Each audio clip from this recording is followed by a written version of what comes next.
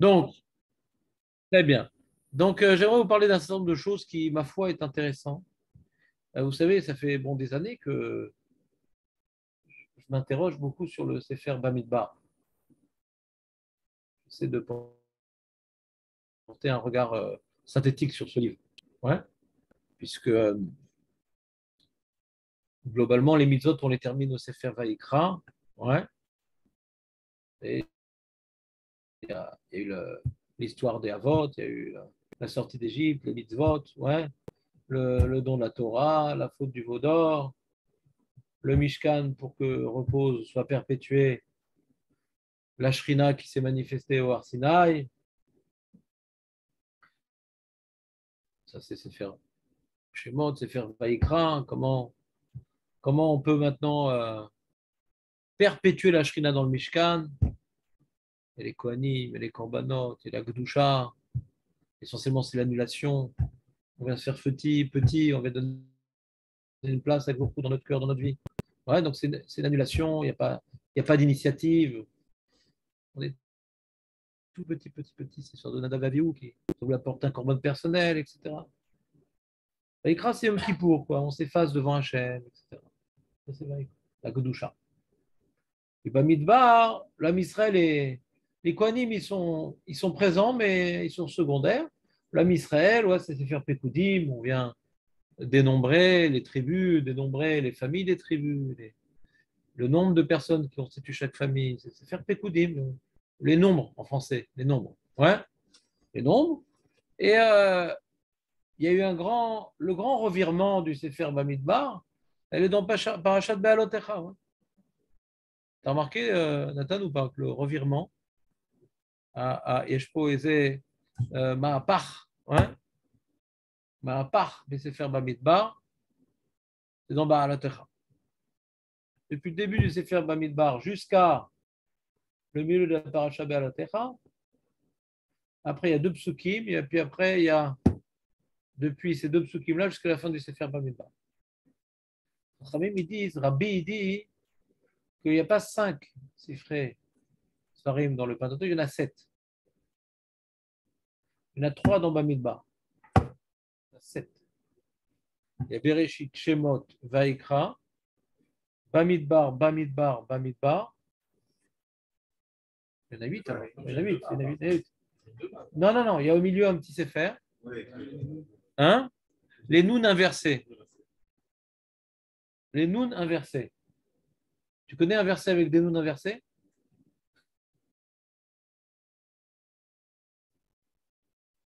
Faut que tu lui montres, Marco. Il y a deux Noun. Faut que tu lui montres. C'est comme une parenthèse. Dit que c'est comme ça en embryon aussi. Non, laisse tomber. On ne pose jamais de questions.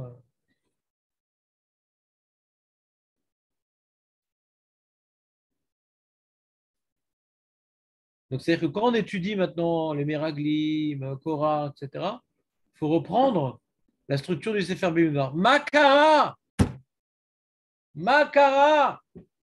Ça n'a pas commencé au Meraglim. Ça a commencé au début du troisième Sefer de Bamidbar, cette histoire-là. Dans Parashat Be'alotecha. Tiens, donne un chumash, s'il te plaît, à Guy, Marco, si déjà tu.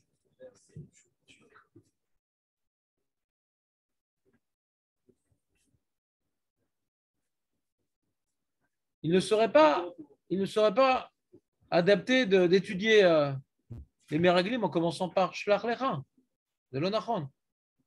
On commençait au début du Sefer. De l'Onachon.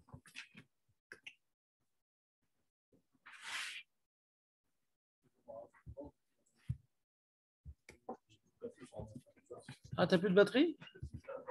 Et t'as pas amené la prise? Comment tu vas faire?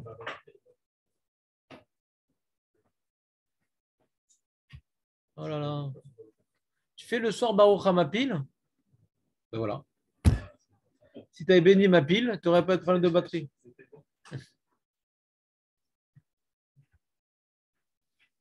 Donc,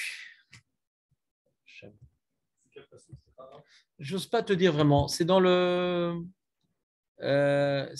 Perek Yud de Bamidbar, dans Parashat donc Be'alotecha. Vaï bin Aaron. Ah, votre charbit. Ah, c'est vendredi.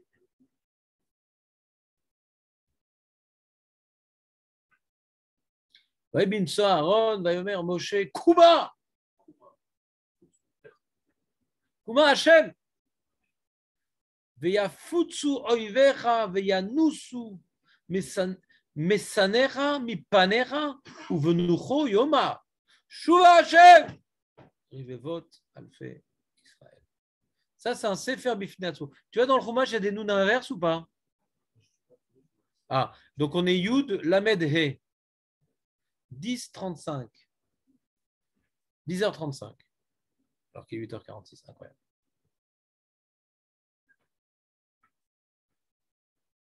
Yud, ça fait 10. Et Lamed, He, ça fait 35. Et 10 plus 35, ça fait 45. Donc c'est la fin de la guerre. Vas-y. Tu vois les nounouns? C'est ce que j'ai voulu expliquer, Moshe, que si tu veux expliquer les fautes dans le désert, il faut commencer par Be'alatera. C'est là où tout commence. Donc, quelle est la structure du Sefer Vaïkra? Du Sefer Vaïkra. Heureusement que tu es venu. Hein, en général, de toute façon, mais là aussi. Et quelle est la structure du Sefer Bamidbar? Donc, on a donc les 10 premiers chapitres. C'est le premier Sefer. Ensuite, tu as ces deux psukim 35-36. Et puis après, depuis la suite, donc Yudalev jusqu'à la fin de Bamidbar, c'est un autre Sefer. D'accord? Alors, si on réétudie le début du Sefer Bamidbar jusqu'au 10e chapitre, de quoi on parle là-bas? C'est que Hachem, il ordonne à Moshe d'organiser la nation. C'est l'organisation de la nation. Ouais. On vient les compter, on vient les positionner, on veut leur donner leur mission, chacun à leur place. Il y a les Kohanim, il y a les Lévim. C'est leur mission dans le peuple. Leur mission dans le peuple. Les Kohanim dans Vaïkra, ce n'est pas les mêmes Kohanim dans Bamidbar. Ce n'est pas les mêmes. Tu as remarqué ça, Moshe, ou pas? Ce n'est pas les mêmes Kohanim. Le Kohen, dans Sefer Vaïkra, il est là pour nous représenter devant Dieu. Le Kohen, dans Vaïkra, il est là pour nous représenter devant Dieu. C'est bon parce que je dis là. Marco, elle est dure la phrase? On a besoin d'un Mishkan, on a besoin d'un lieu de résidence de la Shekhinah. Et maintenant, pas tout le monde peut représenter le peuple. Pas tout le monde. Alors on prend une dynastie sacerdotale qui sont nés dans ça, leurs parents, leurs grands-parents, qui sont nés pour ça, qui vont enfanter pour ça. Ils sont au service de la Shrina et ils sont au service du peuple. Donc dans Sefer Vaïkra, Kohen c'est Mesharet en ivrite, ouais. Bemata Mechaen, Kohen c'est Mesharet, ouais. Kohen. Mechaen c'est les charrettes. Servir. C'est un fonctionnaire, un Kohen. Un Kohen, c'est un fonctionnaire.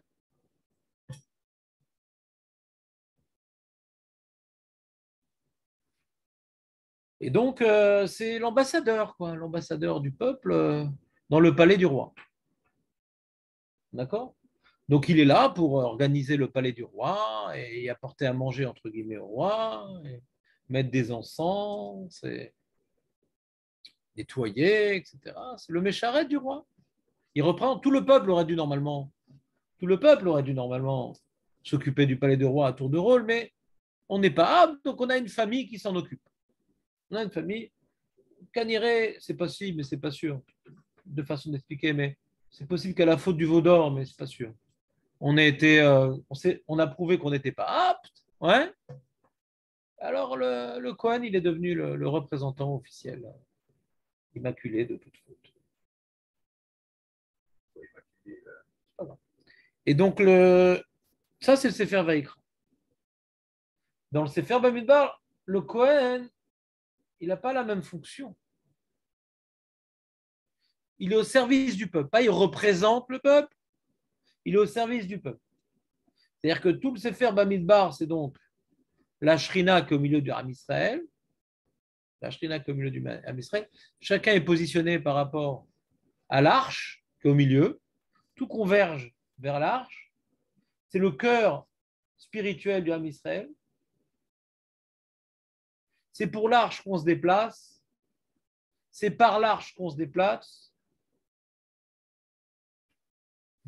Mais on ne peut pas se rapprocher de l'arche. On ne peut pas se rapprocher de la Shekhinah. Celui qui se rapproche, il meurt. Parce qu'on n'est pas apte à supporter une telle intensité. Donc le Kohen, il sort du Machane Shrina. Il y a 3 Machane dans les Israël. Il y a Machane Shrina, Machane Levaya et Machane Israël. Ouais. Dans le Beth Amidash aussi. Il y a un endroit où il n'y a que les Kohanim qui peuvent rentrer. Il y en a quoi? Les Lévi, il y a un endroit où tout l'Am Israël. Ouais.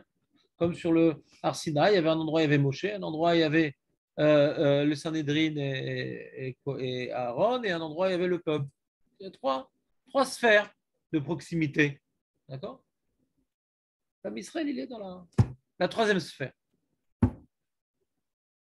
Et le Kohen, il sort de sa sphère pour nous partager, pour, comment dirais-je, répandre l'Akdoucha dans le Ham, répandre. C'est donc l'envoyer dans les 2 sens. Il représente le Ham Bifnim et il représente Hachem Bachutz. Tu connais le mot Bifnim et Bachutz, maître Charbit? Et à l'extérieur. Monsieur et madame Terrier ont 2 fils, Alain et Alex. Ouais. Et donc, c'est ça le Kohen.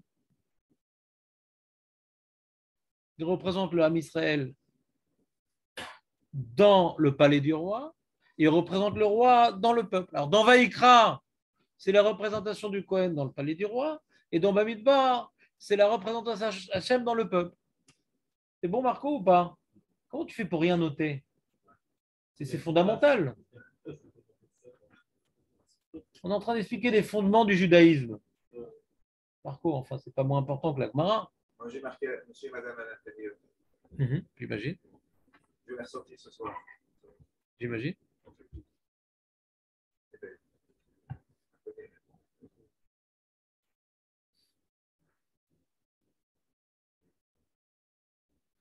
D'où la Torah.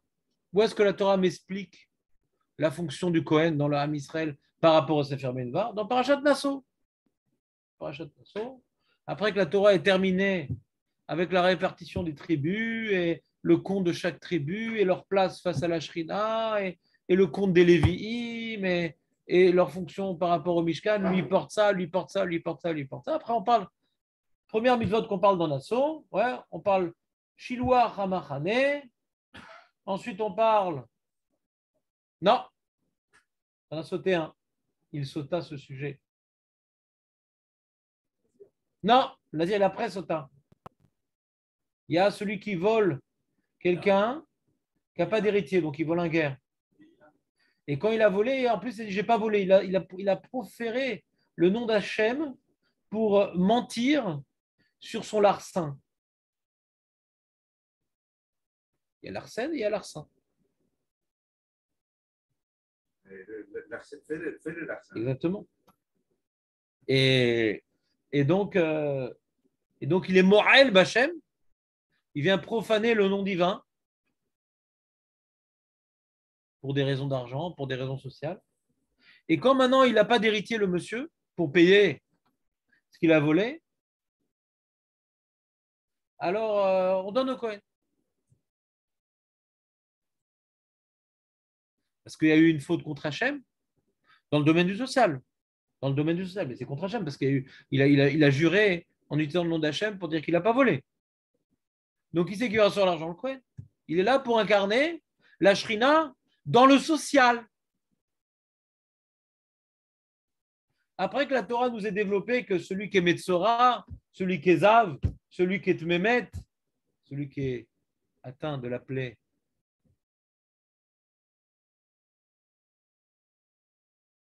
de la lèpre, celui qui est un impur, a été en contact avec la mort, il doit être exclu ou du Machane Shrina uniquement, comme le Mémet, ou du Machane Lévia comme le Zav, et même du Machane Israël, le Metzora.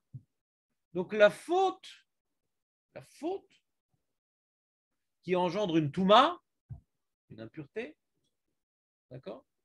Ou l'impureté qui pousse à la faute, comme Toumat Met, ah ben c'est l'impureté qui pousse à la faute. Ouais. Alors, fait un écran entre nous et Hachem. La touma, la faute, ça fait un écran. Donc, il faut sortir, on est éloigné, ça représente l'éloignement d'Hachem à cause de la touma, à cause de la faute. Et qui c'est qui nous ramène? C'est le Kohen.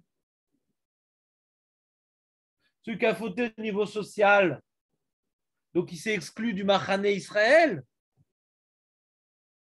Il a utilisé le nom d'Hachem dans le Machané Israël, donc il est même exclu du Machané Israël.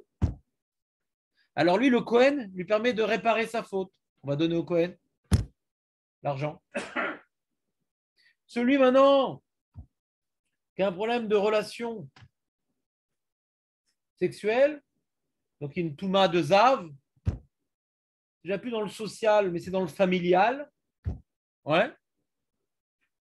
Dans la Gdusha de la Mishpacha, il est exclu du Machané Leveya. Alors lui, le Zav, il doit porter des corbanotes. C'est le Kohen qui va lui permettre de retrouver sa place dans le Machané. Machané. Et la Sota, que là, c'est la femme qui est venue profaner le couple. C'est encore plus fort, ouais. Donc on a parlé donc du Zav. Le parallèle, c'est la Sota. Ouais. Tu suivez ou pas? Ouais, c'est la Sota. Donc cette Me'ila, il y a marqué Ma'al. Dans Sota, il y a marqué Ma'al. Dans Gezel, il y a marqué Ma'al. C'est une Me'ila, une profanation d'Hachem. Parce que quand maintenant elle trompe son mari, elle vient en vérité se rebeller contre son mari et contre Hachem. Parce que l'Am Israël est construit par un couple et Akadosh Baruch Hu n'est représenté dans le monde que par Am Israël. Donc quand tu viens casser l'unité du base de l'Am Israël qui s'appelle le couple, tu casses la possibilité d'Hachem d'être représenté par le peuple juif. Donc elle a double merila. Ish ki ma'al. Ish le mala, ish le mata, dit le midrash. Ish milchama. Alors le Kohen, on amène au Kohen la femme. Et le Kohen, il va donc s'occuper de ce cas-là pour ramener le shalom, pour dissiper tout soupçon, qu'elle puisse réintégrer son foyer ou mourir, dans le cas où elle aurait fait preuve d'action adultérine, de déviance adultérine. Il y a le nazir. C'est par rapport à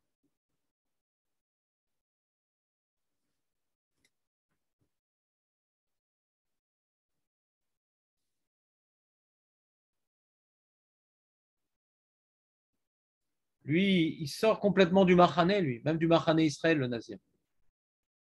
Comme le Metzora. Il a senti en lui un problème, qu'il était au-dessus des autres, il s'est vu, il est plus beau, il est plus... Ouais. Et donc, il s'exclut quelque part de la vie normale,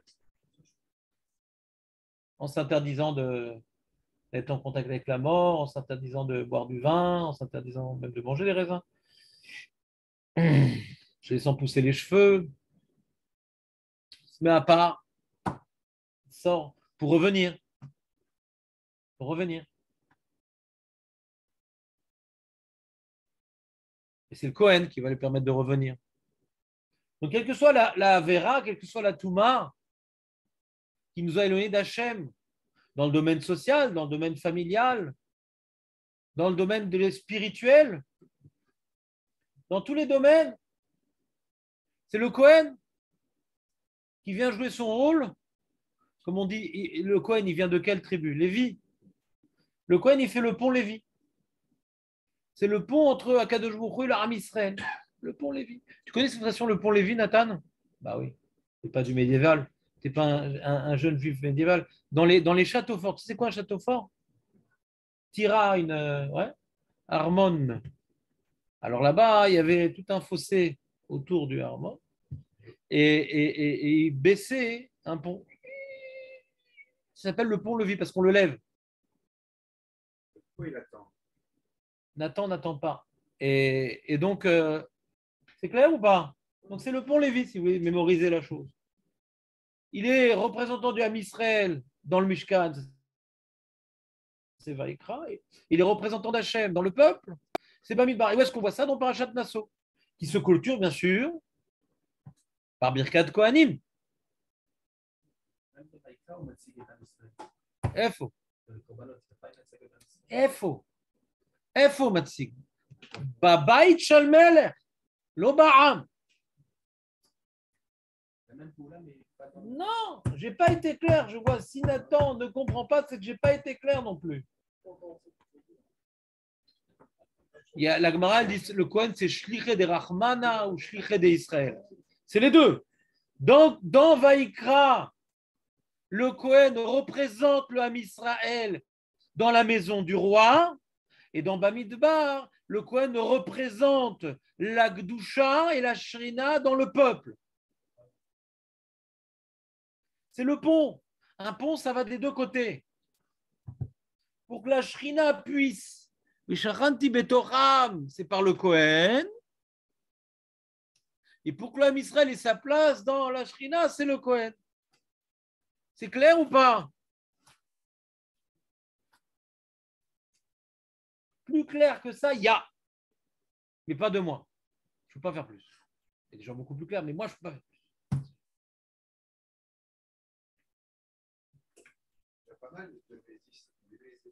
Je ne m'existe pas.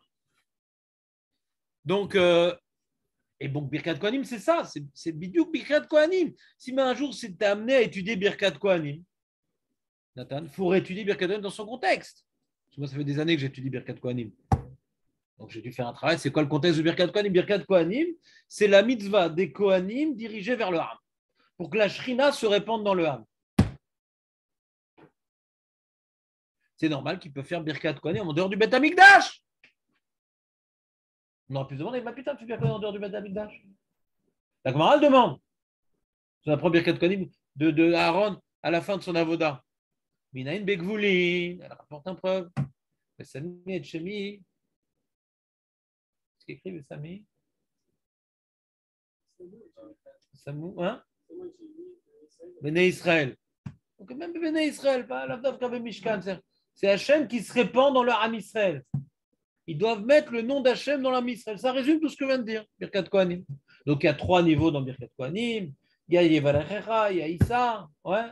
La scène, c'est quoi là, Yevalechecha? C'est qu'il souhaite au Ham Israël la matérialité, la brioute, ouais, le potentiel matériel. Après, Yaher, Panav, c'est la lumière, l'intelligence, la spiritualité pour pouvoir utiliser ce potentiel matériel. Ça sert à quoi d'avoir de l'argent et la santé si c'est pour faire un tennis, ouais, et manger de la bkeila, ouais? C'est pas, tu fais du tennis et de la bkeila parce qu'après tu peux étudier la Torah, après tu peux faire des méthodes. C'est Yaher Panav, ça nous donne la lumière, la voie à suivre. Dans quelle direction je vais exploiter ce potentiel?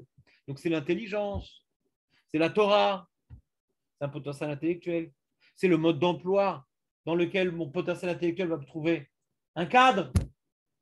Et après Shalom, la troisième bracha, c'est le Shalom, que grâce au fait qu'on a reçu, on a pris conscience que toute la bracha, elle vient d'Hachem, matériel, et que toute l'intelligence et la direction qu'on doit suivre, ça vient d'Hachem. Celui qui suit ce modèle-là, alors Hachem, il va accompagner cette personne-là. Ça va être son envoyé, ça va être son ambassadeur. Donc le Kohen nous fait la bracha, qu'on reçoive la bracha d'Hachem, qu'on reçoive l'intelligence et le derrière d'Hachem, pour qu'Hachem nous accompagne et qu'on soit tous des représentants d'Hachem. On va dire des lieutenants du Kohen. Mais le Kohen là-bas, il y a marqué, c'est pas lui qui est Mevarer, c'est Hachem. Là-bas, c'est vraiment le pont. C'est ça que quand il y a maintenant un Kohen, la bracha, elle n'est pas d'Oraïta, pour que la bracha d'Orata Sekiyus, quand ils sont deux, parce que quand il y en a un, on a l'impression que c'est le Machère. Quand ils sont deux, c'est un représentant de la tribu. C'est pas Monsieur Cohen, c'est les Kohanim. Donc d'Oraita, c'est deux. Et on doit dire Kohanim. C'est-à-dire qu'il faut qu'ils fassent la bracha quand nous, on les a appelés. Pour qu'on vienne prendre conscience que c'est les envoyés du peuple. C'est pas eux qui prennent la parole. C'est pas les envoyés d'Hachem. C'est les envoyés du peuple. Donc on doit les appeler à faire la bracha. Pour comprendre que c'est mitort sivouille de âme qui sont mébarés. Ils sont dans leur fonction d'amener la shrina dans leur âme Israël. Donc c'est un Israël qui appelle à accomplir leur mission. Donc tout est magnifique.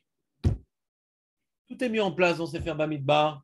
Chaque tribu, le Mishkan, la connexion entre le Mishkan et les tribus, tout est beau. Après, dans Be'alatecha, maintenant, on se met en place pour avancer vers Eret Israël. Le but ultime, Eret Israël, le but ultime.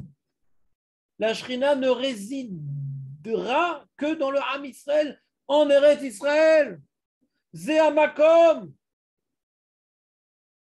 Zé Beit Hashem. Donc, pour accomplir le programme Adassov, on ne va pas tout le temps rester dans le désert avec le Mishkan et Saint-Patoche, les miracles, la manne.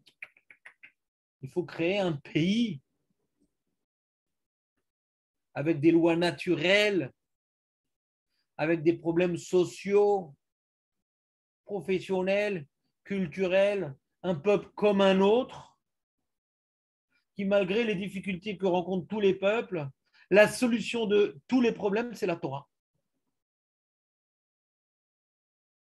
Ce n'est pas la psychologie, ce n'est pas la zarmatologie, ouais, c'est la Torah. La Torah est adaptée à la vie. Pas au lamaba, au lamazé. C'est pour ça qu'il faut un pays, un peuple, une armée, des gens qui travaillent. Tout ça, il faut. Et malgré tout, la solution, c'est la Torah. Quand on ne fait pas la Torah, ça part en vrille. Quand on fait la Torah, c'est le bonheur.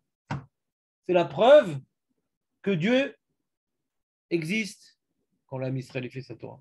Que la Torah, elle est vraie et qu'il a créé le monde et que le seul mode d'emploi qui fonctionne pour l'être humain, c'est celui qui a été donné par le créateur de l'homme qui est Akadosh Baruch Hu.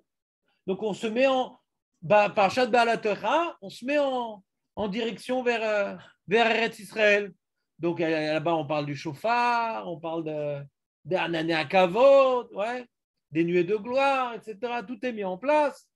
On va maintenant partir. Et Yitro, il se ramène, il dit viens avec nous, il ne veut pas venir. Donc voilà, on va partir sans Yitro. Et là, on a les deux psuki. Ouais. Hein? Hein? Ah. Ah. Quoi? Non, mais dis-le. C'est les Gachachim? Les explorateurs, les éclaireurs. Quel rapport avec Yitro? Ah, les Drozim? C'est descendant d'Yitro? Quoi, ces éclairs parce qu'ils font preuve de ruse?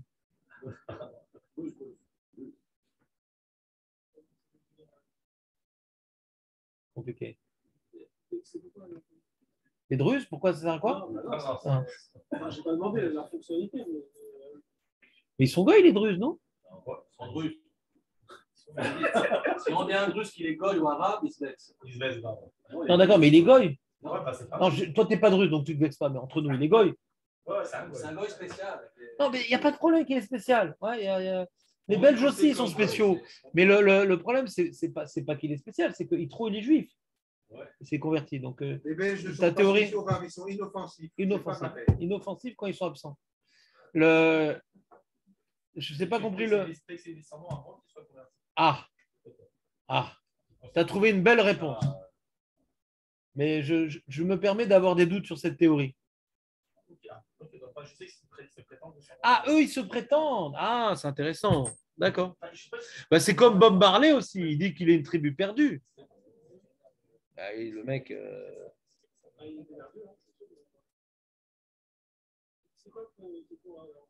Quoi? Je n'ai pas dit qu'il y a un problème. C'est pas le sujet. J'ai fait un jour sur ça. Pas le sujet, je fais une vision d'ensemble. Si tu veux que je rentre dans le détail, tu auras beaucoup perdu. Donc, Yitro, j'ai toute une explication magnifique sur Yitro Blinéder, mais je ne vais pas la faire. Et donc là, on arrive au Psukim. Là, on arrive au Psukim qui est un Sefer Bifnatzmo. Après que l'âme Israël, il est construit autour de la Shrina, et maintenant, la Shrina va nous diriger vers Eretz Israël pour s'établir en Eretz Israël. Il y a 2 Psukim qui expriment, après qu'on ait développé toute la préparation du âme Israël pour partir enfin en conquête d'Eretz Israël avec la Shrina au centre, il y a 2 versets qui nous décrivent comment aurait dû passer, comment ça aurait dû se passer. Comment ça aurait dû se passer. Et après, c'est comment ça s'est passé. Tu sais, il y a des petites vidéos comme ça. J'avais une fois une vidéo sur Torah Box. Le kidouche parfait, le kidouche en vérité. Le kidouche parfait, le père est comme ça, les enfants avec les yeux révulsés. Et en vrai, il se jette des chalotes et tout. C'est comment ça aurait dû se passer. Et comment ça se passe.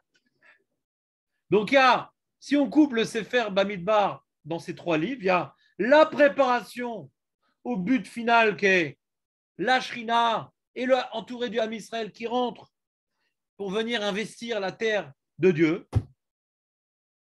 Comment ça aurait dû passer? Donc, on relit les 2 versets. Kouma! Ce sont les versets. Je l'ai mis où? Je l'ai mis où? Ah, je ne l'ai pas écrit ça. Comment j'ai pu ne pas écrire tout ça? Ah, c'est pas le bon texte.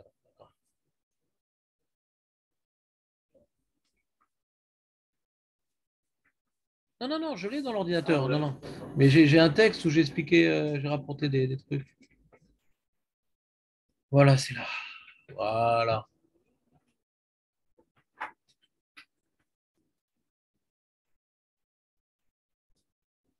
T'as vu, regarde, le passouk juste avant. Juste avant ce petit Sefer. Vaïs ou Mehar Hashem. Ils sont partis donc du Har Sinaï. Derrière chez le Shet Yamim. Ve'aron Brit Hashem Nosa Lifnehem. Le Aaron qui est devant eux. Derrière chez le Shet Yamim, la tour, la Menoucha. De diriger vers la Menoucha, c'est quoi la Menoucha? C'est Eretz Israël. Donc là, on va y arriver là.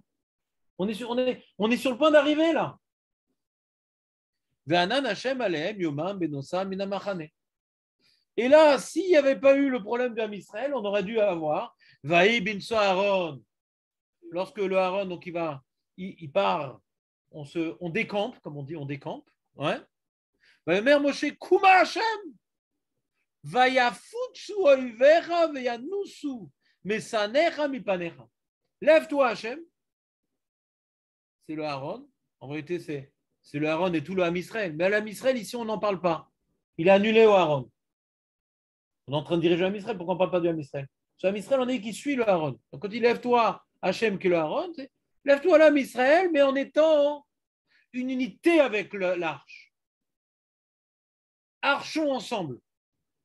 Il y a marchons ensemble, il y a archons ensemble. Uvenucho, et quand maintenant elle s'arrête le campement avec l'arche au cœur du Ham Israël, Yomar, Moshe va te dire Shuva Hashem, Revavot Alfe Israël, c'est Betor Revave Alfe Israël. Revave Alfe Israël, alors il y en a qui disent que ça fait 22 000, c'est parce que Hashem il est entouré de 22 000 anges dans le ciel. Donc l'homme Israël, c'est comme ces gens sur terre, donc ils sont comme si ils sont 22 000. C'est la cour céleste terrestre. La cour du roi. Comment? Les Lévim, Chazakou Baruch, représentés par les Lévim, qui sont au service du peuple. Chazakou Baruch, Marco. Les 22 000, quel tzaddik lui aussi.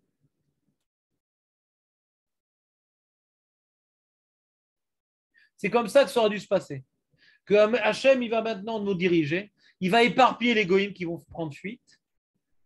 Et quand il va s'arrêter, il va reposer, la Shrina va reposer dans le Ham Israël, et en particulier dans les Lévim qui vont répandre la Shrina dans le reste de la nation, donc les 22 000. Ouais? C'est clair ou pas? Et qu'est-ce qui s'est passé? Mitonenim, Asafsouf. C'est quoi Asafsouf? Sauf. Asafsouf, ils ont eu faim. En Égypte, c'était bon, purée. Il y avait un resto en Égypte, je ne te raconte pas. Kishouim, Avatiri, un truc de malade.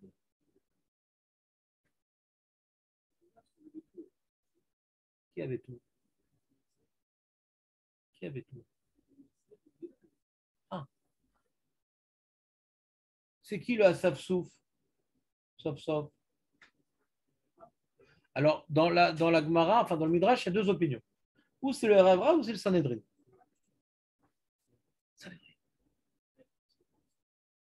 C'est pas une histoire, c'est un Midrash. Comment? Quoi? Du Asafsouf? Ben non. J'ai pas vu ça.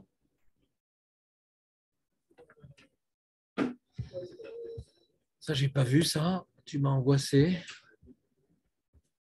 Alors.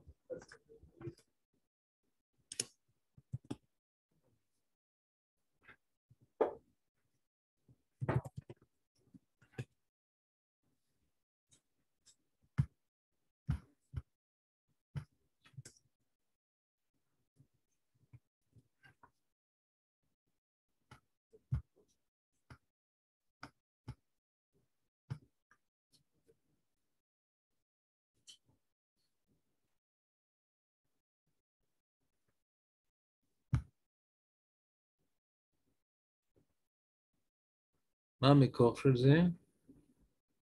c'est quoi la source? C'est la Kabbalah ou... Dans le Midrash, c'est pas rapporté. Je me demande c'est quoi la source. Ah.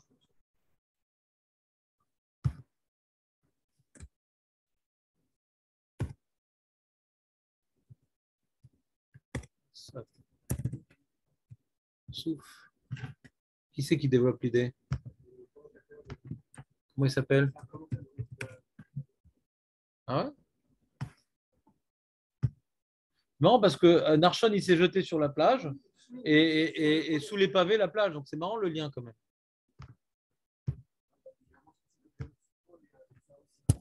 Asaf Souf, Narshon,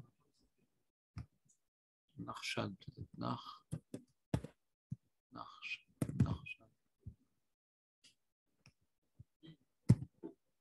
Non, il n'y a pas.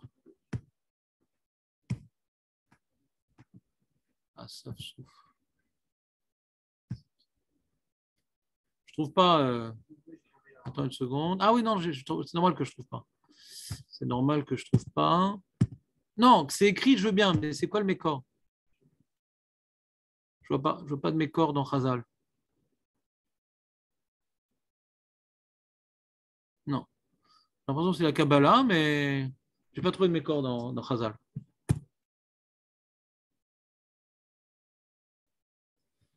Dans Chazal, il s'est rapporté deux opinions. Dans le Midrash rapporté deux opinions. Est-ce que c'est le Sanhedrin ou est-ce que c'est Rev Rav? La majorité des commentaires dit que c'est le Rev Rav. Pourquoi Bémet? C'est quoi la marloquette? Il y a marqué Asaf Souf, Milachon Vayasef Li Shivim Skenim. Ouais, après, on va voir que Hachem il dit à Moshe de réunir Shivim Skenim. Donc, il y a un jeu de mots entre Asaf Souf et Asaf Li. Et c'est quoi le jeu de mots? Tiens, tu peux dire à Shlomo de faire moins de bruit? Et si on dit que c'est le rêve rare, ouais, alors c'est quoi Asaf Souf? Chez Itasef Shlomo, s'il te plaît. Asaf Souf. Vas-y, ferme la porte. D'accord, on va le faire sortir.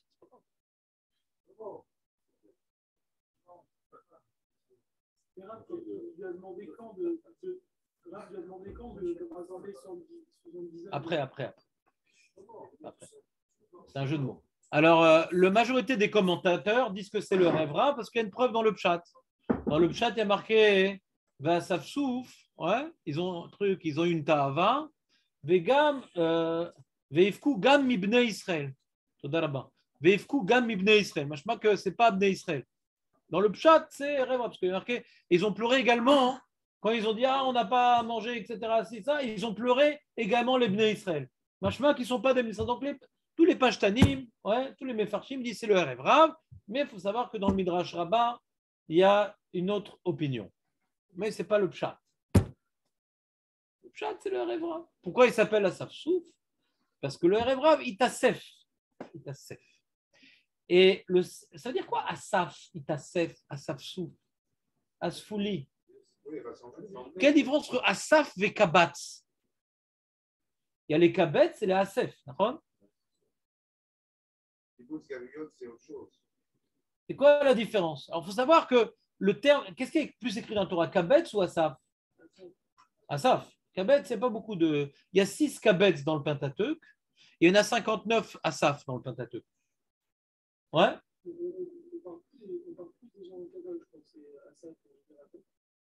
Écoute, tu verras. Ouais?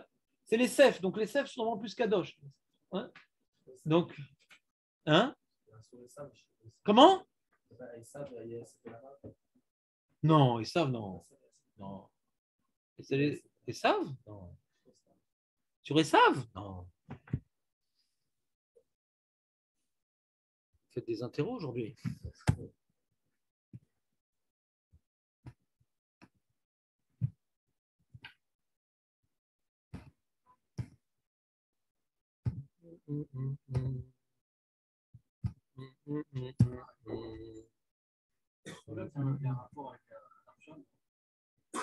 Non, oublie l'Archon, s'il te plaît. C'est pas le sujet de mon cours. Je pense que c'est un Zohar. Ouais.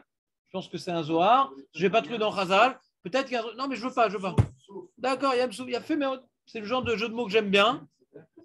Et si ça nous suffit pour changer de sujet, je suis content. Il y a marqué au-dessus d'Ishmaël. Ishmaël, il y a marqué. Et justement, il y a marqué qu'il a fait de Tchouva. Et ça, il n'y a pas marqué qu'il a fait de Tchouva. Alors, je vais voir si Bémet, il y a marqué aussi chez des saves pour te dire définitivement que c'est une erreur. Ouais. Non, il n'y a pas.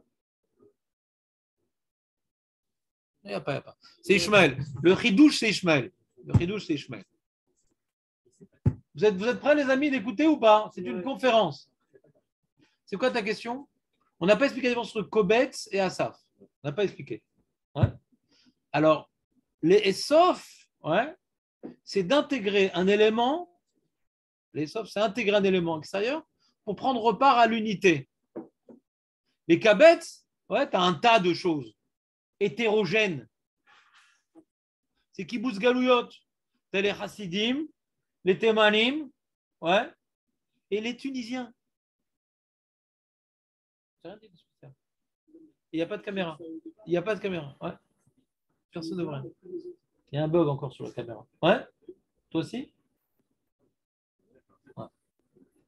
Donc les Kabetz, nous on parle dans la Tfila, tes Kabetz, Kibbutz Galouyot. Parce que, ouais, Kibbutz Galouyot, c'est la première étape, on n'est pas encore fusionné. C'est une ramenade de toutes sortes de choses hétérogènes. D'accord? C'est une ramenade. Mais après, la Voda en Eretz Israël, etc., on n'est pas encore arrivé à les sous. Il y a marqué que dans des psukim de Nevoa, que les Kabetz et Yaasef, il y a 2 shlavim dans Yecheskel. Il y a 2 shlavim. Je te lis ce passouk, je te fais une grimace. Il y a où ce passouk? C'est dans Yecheskel. Il y a 2 psukim. Il y a plusieurs fois. Il est où? Attends. Yeshaya, non. C'est dans Yecheskel que j'ai vu ça. Voilà.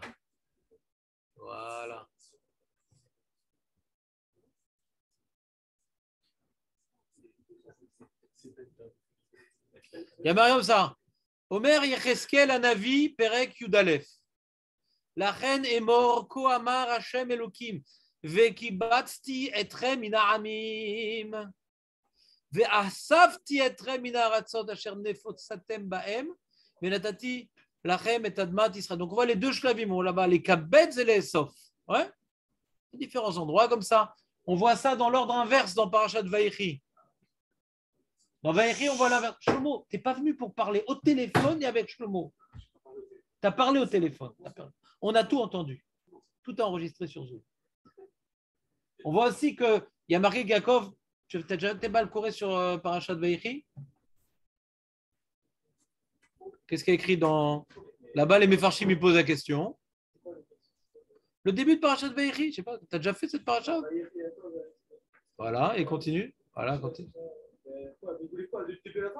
Tu fais toute la paracha sans postillonner. Il y a même comme ça. Vaïtsav otam vayomer alehem ani. Non, pardon, je me suis trompé, c'est pas ça. Vaye esof otam. Ah. Vaïkra Yaakov albanav. Vayomer. Et Esafou va guida lachem et asher ikra etrem bacharet hayamim. Esafou. Il voulait leur dévoiler la fin des temps, d'accord? Et puis Tom, la Shrina elle est sortie, il n'a pas pu dévoiler la fin des temps. Et comment c'est écrit? Qu'on s'en sortit. Parce qu'il a vu un pirou dans le Ham Israël. Ce manque d'unité a empêché. Ouais. Après, ils ont dit Hachem Echad, dans Hachem Peod Malchut, mais alors, et après, il a dû dire Ikabetsu Veshimor. Même s'il n'y a pas d'unité, effectivement, il y a une tension entre Yosef, ouais. Même s'il n'y a pas cette possibilité de Esafou et d'amener la Géoula, mais Ikabetsu. C'est dans le désordre là. Et Chazan nous explique d'abord, il avait voulu arriver au but final qui est Esafou. Hachem ne l'a pas laissé, donc il dit je vais vous dire maintenant en attendant, un travail pour être mitkabetz les fachot, pour être mitkabetz. Il a dévoilé à chaque tribu sa mission. Et au début, chacun va faire son travail de côté pour après arriver une complémentarité, les Esof. Donc là, Asaf Shouf, c'est celui qui a voulu s'intégrer au Ham Israël, mais la greffe n'a pas pris. C'est resté un truc extérieur. Il dit Ravir, Asaf Shouf, c'est Asaf, pas Massaf, c'est-à-dire il essaie de rentrer, mais ça ne prend pas. D'ailleurs, il a marqué dans le Midrash que dans les Hanan Kavod, le Erev Rav, il était à l'extérieur. Il n'a pas pu être intégré dans la nation. Il n'a pas fait un avec la nation, le Asaf Souf. Il est resté à l'extérieur, quelque part. C'est-à-dire que comme il n'a pas voulu s'annuler à la nation, il avait encore son cœur en Égypte. Et celui qui a son cœur en Égypte, c'est le pyramide de l'homme. Elle est connue, mais elle est importante. Ouais. Et donc, et c'est pour ça qu'il dit ah, t'as vu ce qu'on mangeait en Égypte?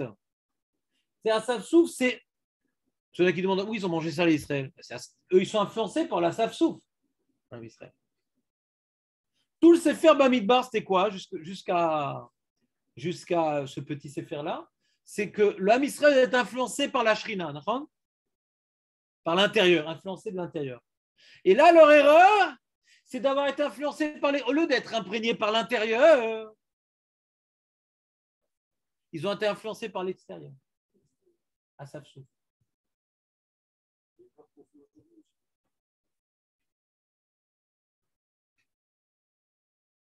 Pas toi, Shlomo, mais d'autres. Hein? Non, pas de la Shonara sur l'Israël.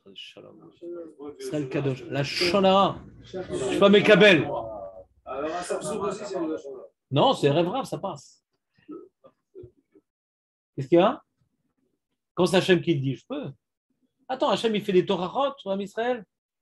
Et comment c'est le prophète Oshéa, il dit, t'as parlé, Ani Yoshev Be'antame, etc., elle était punie. Ouais. Hachem, il peut dire ce qu'il veut contre nous. Mais nous, on se la ferme, hein? Nous, on se la ferme. Tu veux faire des Torahot à toi-même. C'est un grand principe dans le judaïsme. Ne pas être mes 4 règles.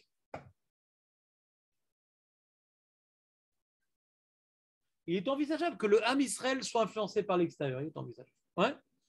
On voit dans la paracha que c'est un modèle qui existe. Qui le fait? Comment il le fait? Sûrement moi. Sûrement moi, je suis influencé par l'extérieur. Sûrement. Les autres, c'est envisageable. En tout cas, donc c'est ça le début de la fin. Tout Sefer Bamidbar, soyez imprégnés par la Shrina, par l'intermédiaire du Kohen. Ouais. Et ils sont influencés par l'extérieur. D'où on voit qu'ils sont influencés par l'extérieur avant le Asaf Souf. D'où on voit qu'ils sont influencés par l'extérieur.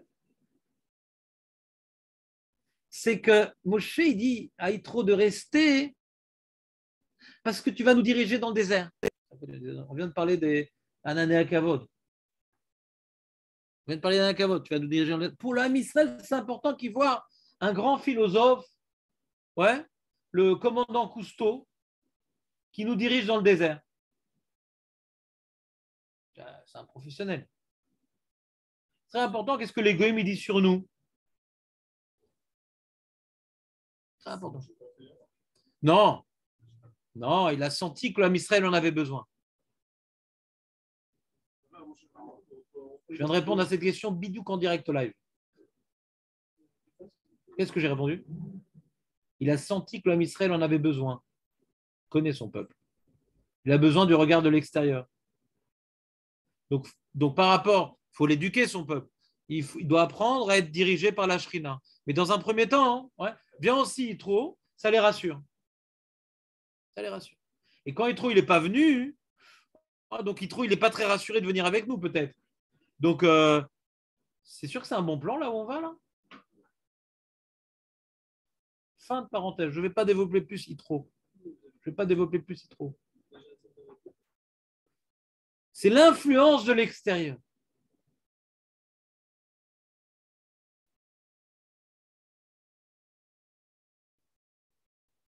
Le Asaf Souf, il représente cette influence et la greffe ne prend pas. Eux, ils veulent rester à l'extérieur quelque part.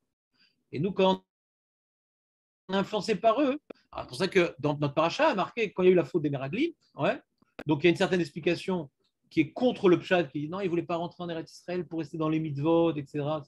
C'est vraiment n'importe quoi, ouais, même si le Sfatemet qui l'a dit, mais comme c'était tellement mal utilisé, donc je me permets de dire que c'est vraiment n'importe quoi. C'est marqué que quand ils n'ont pas voulu rentrer en Eretz Israël, il y a marqué Narzor les Mitzrayim, il n'y a pas marqué rester dans le désert avec la manne. Donc c'est faux. C'est faux, Al-Pshat. Est-ce que c'est une certaine dimension dans leur réflexion? Aniloyodea. Peut-être qu'il a voulu expliquer Nekuda Meodadina. Par rapport au Pshat, c'est faux. Zelonachon. Narzor Mitzrayim. Et d'où le Ramban, il dit, pour faire la Bodazara, il n'y a pas d'autre pays que Mitzrayim. C'est l'influence de l'extérieur. C'est l'influence de leur passé idolâtre, il dit le Ramban. Ils n'ont pas réussi à couper le cordon. Ils veulent rester avec Hachem dans le désert. Il faut bien être clair. Dans le Pshat, c'est faux. Que le Sfatemet ait voulu développer qu'ils avaient aussi peut-être un autre Eshbon, les Shem Shamaim. Mais la vraie motivation, ouais, c'est on est encore en Égypte. Lo Yatsanou. Et d'ailleurs, il dit, c'est comme Tahana, la mot c'est Tanou Mitzrayim. Pourquoi sortir? On est encore là-bas. On est encore là-bas. Donc on ne veut pas rentrer en Israël. Rentrer en Israël, c'est se couper complètement. C'est vraiment vivre avec Hachem. Avec le contrat, c'est le début du contrat. Quand on fait les fiançailles, on dit plein de choses. Mais quand on se marie, ça y est, maintenant, c'est je t'ai promis ça, tu m'as promis ça. C'est le contrat maintenant. Israël, c'est le mariage. C'est le contrat. Très dur à supporter ce contrat-là. Ils ont peur. Ils ont peur. C'est fini maintenant. On est un pays différent et on est un peuple différent. On n'a plus rien à réfléchir. C'est fini. On fait une croix sur le passé. Résumons. On a donc 3 séphers dans Bamidbar. On a le séfer qui nous explique la Massa, ouais, l'organisation du Bam Israël autour de la Shrina, influencé par l'économie qui vient maintenant irradier la Shrina dans tout le Ham. L'homme israélien, il se met en place, ouais, en position pour aller avec la Shrina, dirigé par la Shrina, pour la Shrina, pour entrer en Eretz Israël. Tout est en place. Yitro ne vient pas avec nous. Et si on est à 3 jours d'y arriver, et paf, comment ça aurait dû se passer? Kouma! La Shrina, elle aurait dû maintenant être Yafutsu, l'inverse de Asaf. Asaf, quand on est tous un même corps homogène, comment on peut s'homogénéiser? Alors, on est tous différents. Comment on peut s'homogénéiser? Comment on peut arriver à homogénéiser 2 éléments différents? Hein? Non, on n'a pas de point en commun. Avec la femme, il n'y a aucun point en commun. Ouais.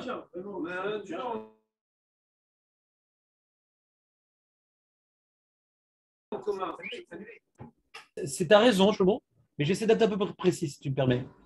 C'est pas qu'on a un Dieu au commun. On doit, si on veut servir le même Dieu, on va comprendre nos complémentarités nécessaires pour arriver à le servir. Tout seul, je ne peux pas. Ezer kenegdo. Tout seul, je ne peux pas servir Dieu. J'ai besoin de la femme qui est différente. Si on n'a pas un objectif en commun qui dépasse nos réalités individuelles, on reste chacun de côté. Si on se marie pour le kiff, au bout d'un moment, le kiff, chacun il va revenir à son kiff et on ne va pas arriver à s'entendre. Mais si notre mission, ce n'est pas nous, mais c'est d'être au service d'Hachem. Alors, il y a un lien entre nous, c'est Hachem. Il y a marqué Ish veisha, ouais. Im yashrina benehem. Et s'il n'y a pas de shrina, c'est Esh ou Klato, ouais. Vous connaissez l'histoire du Yud, du He. Il y a Esh, dans l'homme il y a un Yud, dans la femme il y a un He. Vous connaissez cette histoire, non? Vous connaissez pas cette histoire? Ish, il y a un Yud, et la femme il y a un He. C'est Yud Ke. Quand Yud Ke, alors Ish veisha, ils peuvent s'associer. S'il n'y a pas Yud Ke, c'est Esh ve Esh. C'est un double feu. D'où l'expression feu mon mari. C'est quand ça n'a pas marché. Bah oui, c'est quand ça n'a pas marché. On ne dit pas feu ma femme. On dit feu follette. Ouais. Ouais. Almana, Almana. Almana. On ne parle jamais du Alman, on parle toujours de l'Almana. Les femmes vieillissent beaucoup mieux que les hommes. Nous, on a la moustache. Ouais. À 15 ans, elle est là à 80. Ouais. Beaucoup plus tardive. Donc, on reprend. D'où l'expression sa femme.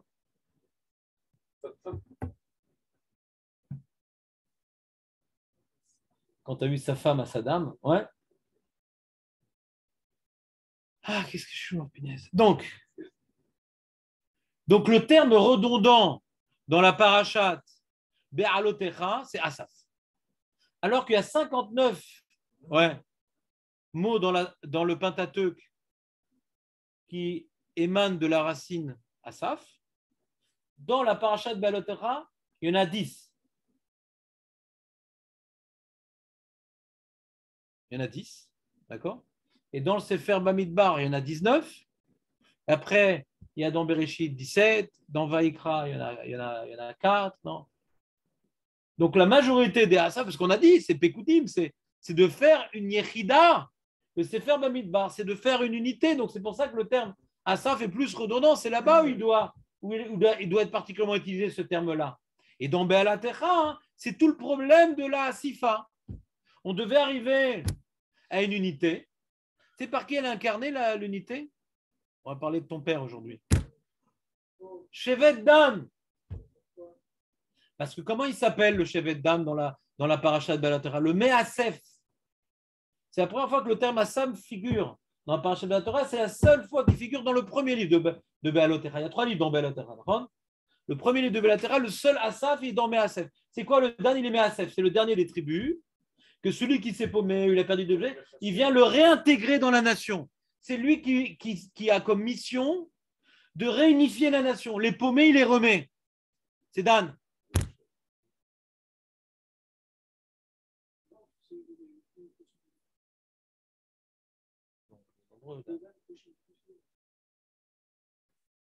D'accord? Et après, tous les autres Asaf, ils sont justement à cause du Asaf Souf. Asaf Souf, il est venu casser le Asaf. Donc, ils sont venus maintenant être Osef, la viande. Au lieu de se laisser unifier par Hachem, d'arriver à cette unité grâce à Hachem, il y a un centre névralgique, il y a un cœur qui vient donner du sang à tous les membres d'un même corps. Au lieu d'arriver à cette asifa avec Hachem, asfou la viande.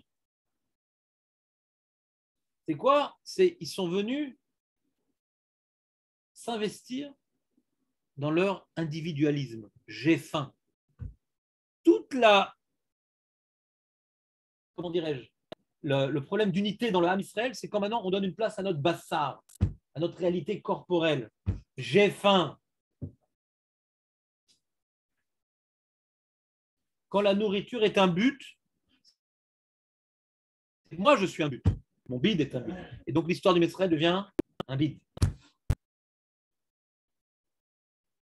Quand maintenant Myriam, elle a fauté, elle a parlé contre Moshe Rabbeinu,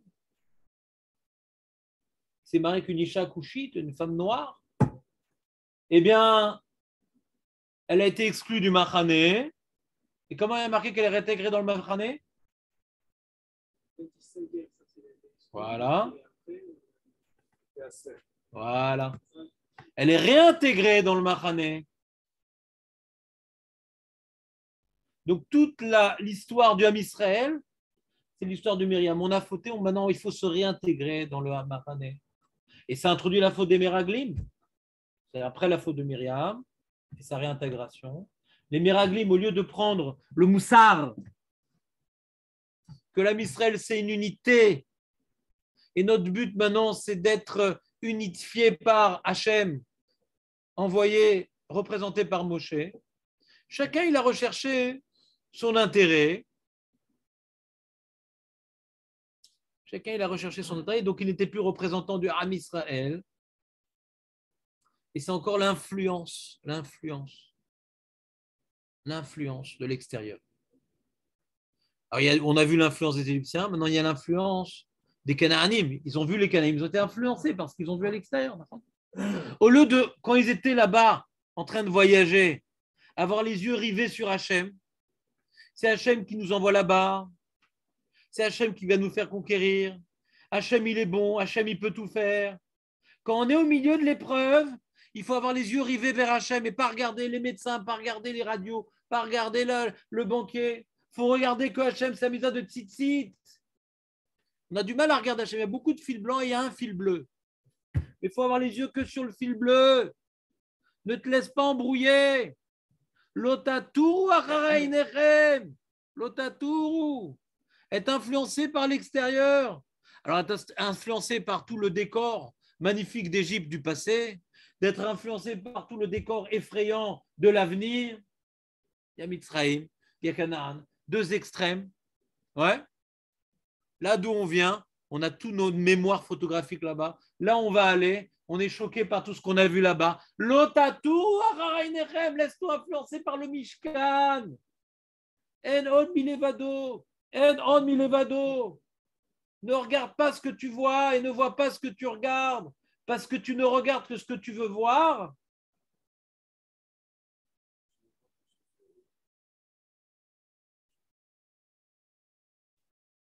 Tu es subjectif dans ton regard. Donc, puisqu'on est subjectif, utilisons cette subjectivité pour tout regarder avec les lunettes d'Hachem. Ça, c'est pour le bien, ça, c'est une épreuve pour me construire, et ça, c'est ci, et ça, c'est ça. Ils ont regardé en étant influencés par ce qu'ils ont regardé.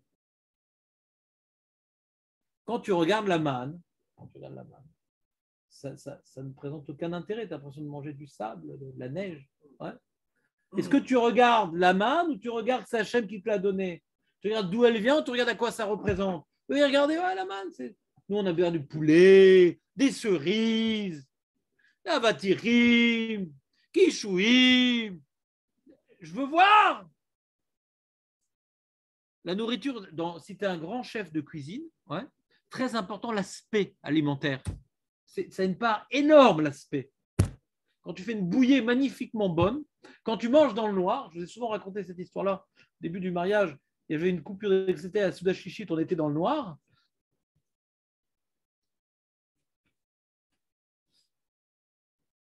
Un mari à Chitsoni, à Esteti. Et donc, on avait invité des amis, il dit, ah, qu'est-ce qu'elle est bonne, cette crème de thon, c'était en fin de compte du houmous. On était dans le noir. Donc, pour pouvoir sentir le goût de ce que tu veux sentir, il ne faut pas regarder ce qui est, mais il faut regarder d'où ça vient. Tu entends ou pas, la manne? Comment ça marche? Si tu regardes ce qui est, ça n'a pas de goût. Si tu regardes ce qui est, ça a tout le temps le même goût. Mais si tu vois d'où ça vient, Hachem, il peut donner un goût à tout ce que tu veux. Ça peut prendre n'importe quel goût. Vous voyez pas la nuance ou pas? Vous comprenez la nuance, je suis en train de vous dire? Est-ce que tu es influencé par ce que tu vois matériellement ou par celui qui te l'envoie? C'est la même faute des Meraglim. La même faute dans la manne, il y a la même faute des Meraglim. La même faute. Ce qu'on voit, ils ont dit que des choses qu'ils ont vues. Mais c'est Hachem qui t'a envoyé là-bas. N'oublie pas, tu es connecté au Mishkan. Quand tu vas là-bas, tu as le Mishkan devant tes yeux, il va nous protéger. Il y a Futsu Ivera.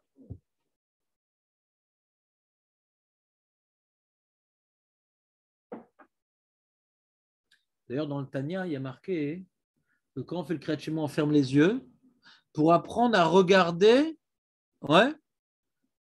le Ardut Hashem. Il ne faut pas regarder avec ses yeux, il faut regarder que c'est Hachem qui est devant toute chose. Il faut apprendre à fermer les yeux et voir Hachem. Vous comprenez ce que je veux dire ou pas? Ça explique le fait de fermer les yeux dans le Kriyat Shema. Ta subjectivité matérialiste, pas l'intellect. Avec l'intellect, on peut faire des choses magnifiques. C'est mon intellect qui va me faire imaginer la présence divine aussi. La subjectivité matérialiste individualiste. Hein? Le nombril? Si tu veux. On peut donner tout plein de synonymes d'anatomie.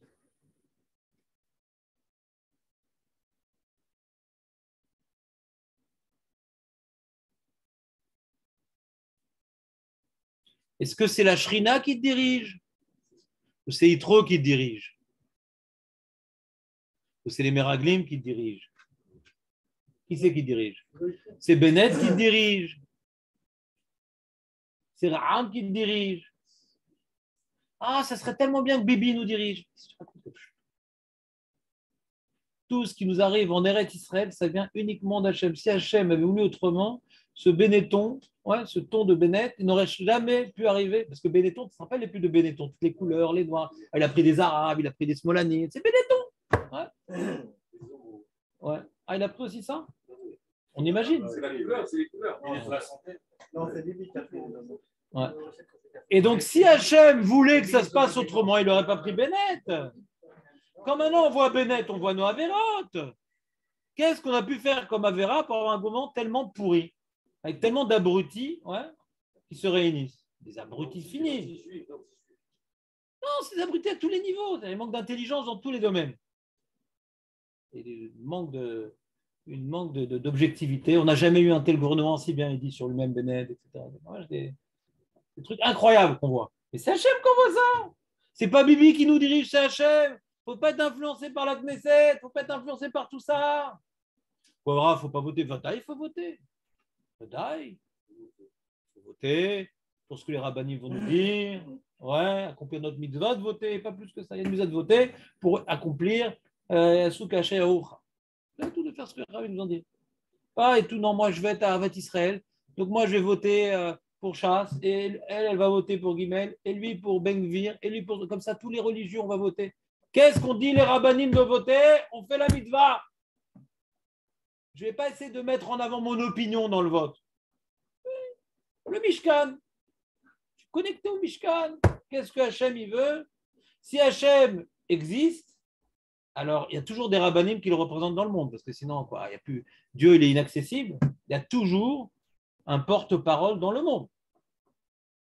À l'époque, il y avait Moshe, et ses lieutenants, c'était les Kohanim. Aujourd'hui, les rabbinim, les talmidei chachamim. Si maintenant tu dis non, mais il n'y a plus de gdolim, aujourd'hui quoi, Dieu, ça y est, il ne s'occupe plus de nous. Il faut bien qu'on ait des porte-paroles. On a encore des porte-paroles parce que Dieu il a décidé d'exister jusqu'à la fin des temps. C'est comme ça, il sera toujours là à nous diriger. Donc, est-ce que ça demande plus d'efforts d'écouter sa voix? Je ne sais pas, mais en tout cas, sa voix est accessible. Pas qu'on est livré à nous-mêmes. Non, on a toujours des rabbinim, des tzadikim, des talmidei chachamim, en baraya. Il faut arrêter de regarder ce qu'on voit. Il faut avoir en on milevado. Quand tu fermes les yeux, tu dois avoir un yudke vavke. Il n'y a que lui dans le monde. Rien ne se passe sans sa volonté. S'il a pris, la vie est chère, et si on a un gouvernement d'abrutis, et s'il y a Lieberman qui arrive quand même à avoir des voix, et on se demande comment, et si maintenant l'agent juive, elle a amené des Russes, des Goïms en Israël, et tout ça, on peut pleurer sur notre sort, sur ce qui nous arrive, mais c'est Hachem qui a voulu comme ça. Est-ce qu'il fallait se battre contre ça? Oui. Se battre, il faut toujours se battre contre les apicorsim et contre les réchaïm, mais on ne doit pas laisser les bras croisés. Mais si après le combat qu'on a mené, on a malgré tout perdu le combat, c'est Hachem qui a voulu comme ça, il faut faire tchouva. S'il y a une telle influence goy en Eretz Israël, c'est quand moi il y a une influence goy. Il n'y a pas une télé chez moi, il n'y a pas Internet sans filtre chez moi. Qu'est-ce que je suis gêné qu'à la Knesset ait tellement de goïsme? Mais est-ce que moi-même je ne suis pas un représentant de cette influence extérieure en moi? Si moi je suis représentant d'être pour eux face aux influences extérieures, pourquoi en Israël il n'y aurait pas d'influence? Au lieu de crier sur la Médina, crions sur nous-mêmes. Au lieu de faire un kitroug, une accusation sur Israël, et moi, je n'ai pas une part dans cette volonté d'être influencé par l'extérieur? Est-ce qu'on est influencé par la rabbanim ou on est influencé par les goïms? J'ai besoin d'être au courant de tout ce qui se passe dans le monde, de tout ce qui se dit dans le monde. Je Je ne peux pas écouter les informations une fois par semaine. C'est tellement grave. Il y a une haine d'étudier la Torah qui est tellement infinie. Comment j'ai le temps d'écouter les informations, Bichlal? C'est toujours la même chose. Toujours la même chose. Oui, mais bon, tu vas passer pour un abruti. Alors, tu te tiens au courant. Tu as besoin d'écouter un peu de propagande. Comment? Une fois par semaine, c'est important de savoir qu'est-ce qu'on vit. Je n'ai pas dit que c'est important. Je n'ai pas dit que c'est important. On peut très bien vivre sans écouter les informations, ça ne posera aucun problème. Parce que les informations qui remettent en question tes positions et tes choix et ta vie et ta santé, etc., tu seras au courant même sans l'écouter. Il y a toujours des mecs qui vont t'en parler. T'as vu, t'as entendu, t'as truc, il y a toujours les choses vraiment importantes. Il y a toujours des mecs, il y a toujours des messagers des médias qui sont complètement bénévoles. On a un travail sur terre de ne voir, on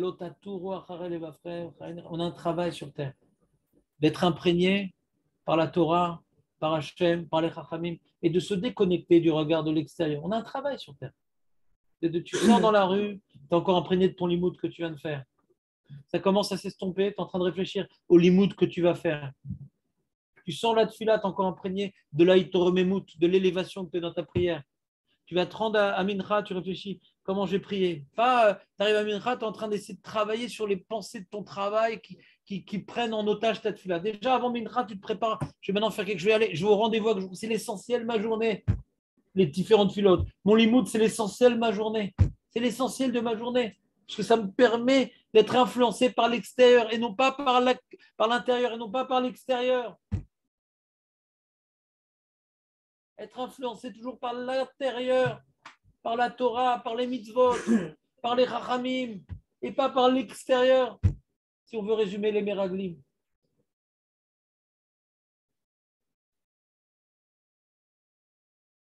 Un message que je veux vous transmettre aujourd'hui, un message assez simple, qui résume le Sefer Bamidbar, l'erreur, le Mahapar, le retournement de situation. Tout était là, il y avait la Shrina qui prodiguait le sang à tous les membres de la nation. Et on n'a pas regardé le cœur, on a regardé le cardiologue.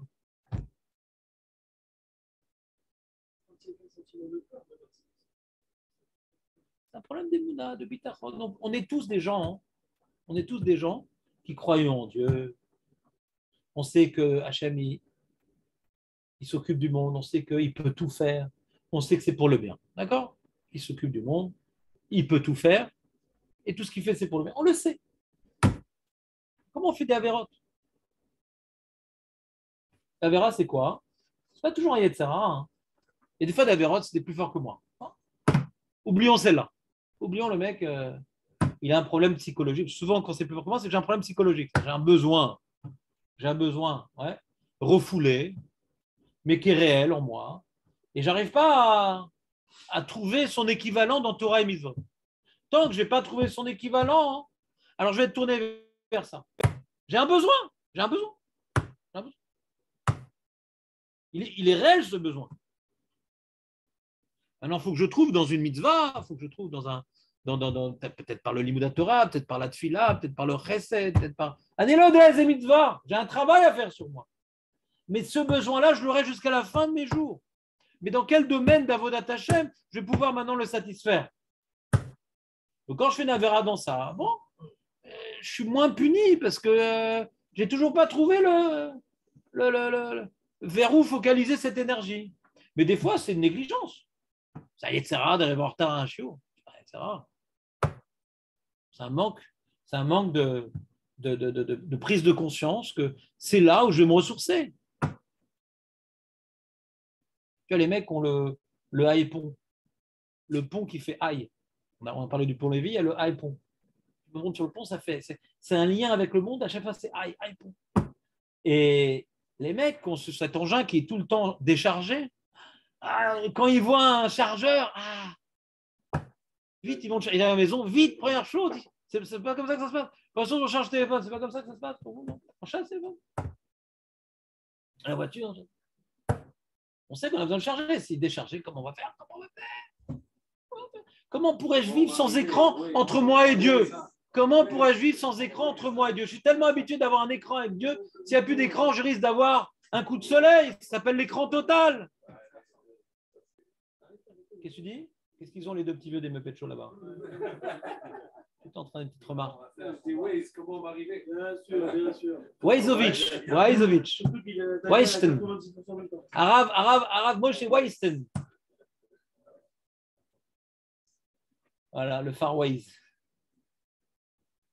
Très, très bien. Comment on ferait sans le Waze? Comment tu as fait quand tu étais jeune? Je pense que le téléphone nous a beaucoup plus fait perdre notre chemin dans la vie que trouver notre route sur la route.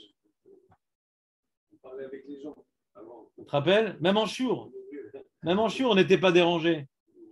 Ou au moment où on arrive au chiour. On parle avec un mot religieux, il y a supprimé la vie. On reprend. Je reprends mon idée.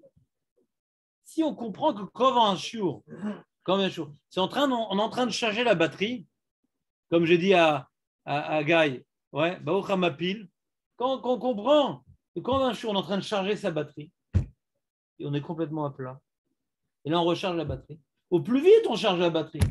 Comment tu arrives 2 minutes en retard, Michlal? C'est à mes corps, Chaim. Comment tu peux arriver en retard, Michlal? Le mec, maintenant, il a été invité au million. Tu te rappelles, il y avait un jeu quand j'étais à la télé. Le million. Tu tournais une roue.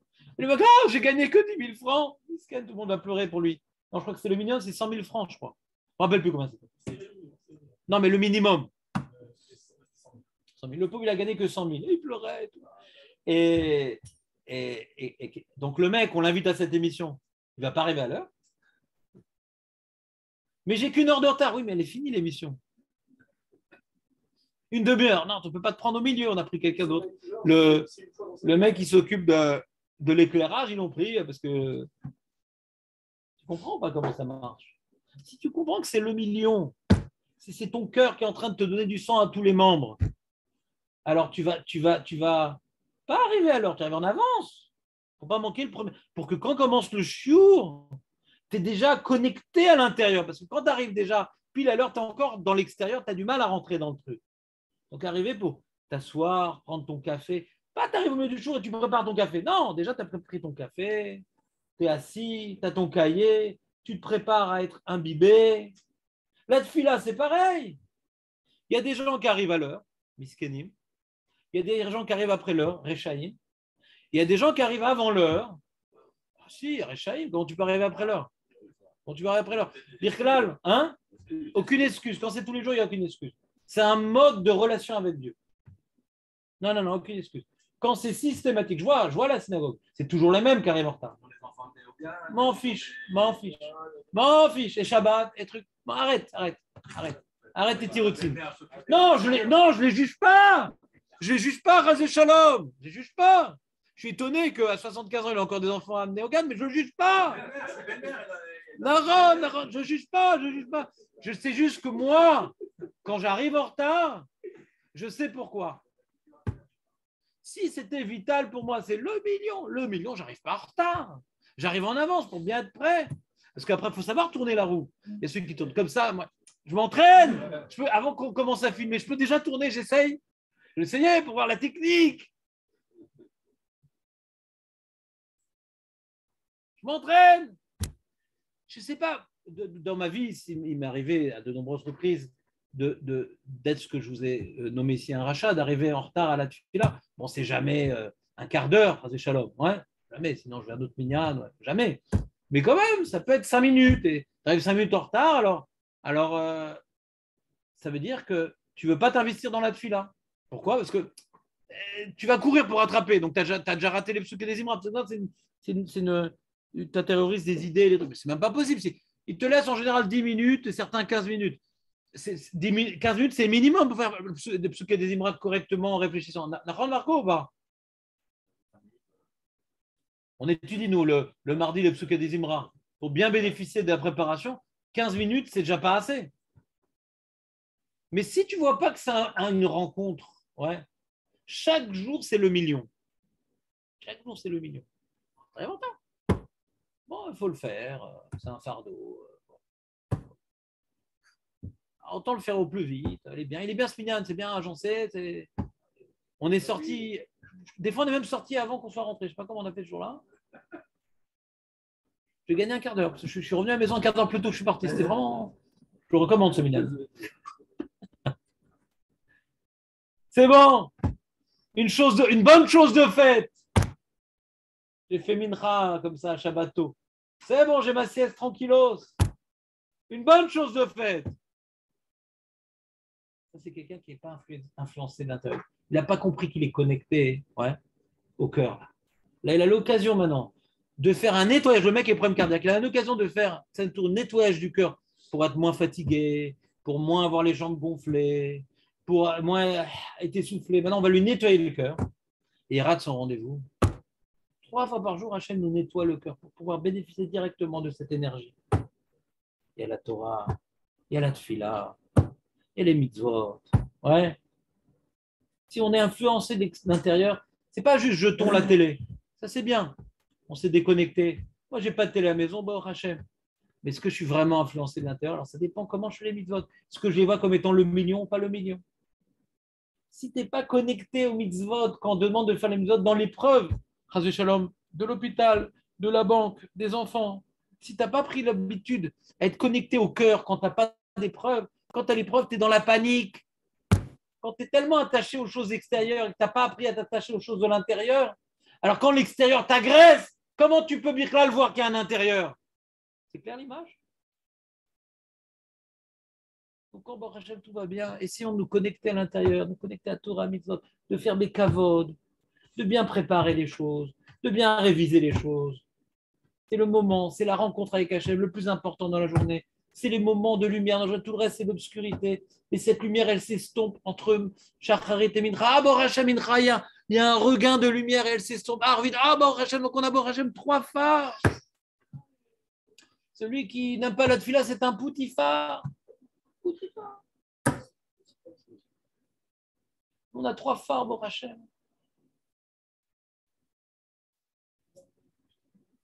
Être influencé de l'intérieur, c'est donner à Hachem une place dans notre cœur.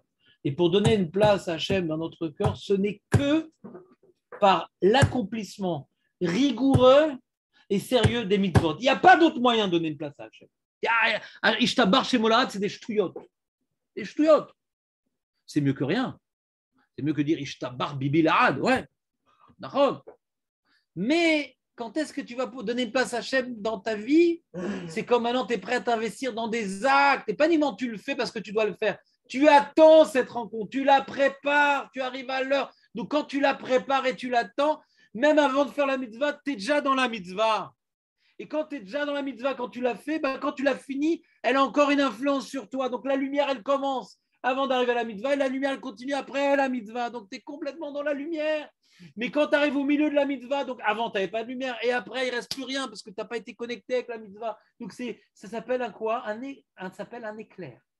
Ça ne s'appelle pas de la lumière. Est-ce que vous imaginez un monde où il n'y a plus de soleil, on est éclairé que par des éclairs? Ça, c'est quelqu'un qui arrive en retard dans la mitzvah. Il est éclairé par des éclairs. Donc c'est rien, il faut qu'il sourisse au moment du flash. Si on veut vivre dans la lumière, il faut se préparer à la mitzvah, et là, la mitzvah va pouvoir se répandre après la mitzvah. Ça, c'est pareil dans l'Imout Torah, c'est pareil dans la Tfila, c'est pareil. Tu vas à la maison, tu te prépares à la femme, à ses nerfs, à ses hormones, à tout ce que tu veux, tu te prépares pour bien répondre. Tu n'es jamais pris de vitesse. Tu n'es jamais pris au dépourvu. Tu te prépares. Il y a une mitzvah maintenant de Shalom Bayit. Avant de rentrer, tu te prépares. Il y a une mitzvah de Chinour Iladim avant que le gosse y revient en retard ou avec son site. Tu te prépares, comment tu vas lui parler? Se préparer toujours à la mitzvah parce que je veux faire Retsono et Dbara. Mais celui qui est pris dans cet avant, tu es en train de penser à ses kiffs, à ses trucs. Pitom le gosse ramène, pitom la femme se ramène, pitom la tefila parce qu'il est pris avec son bassard. Bassard. Voilà, Shabbat Shalom.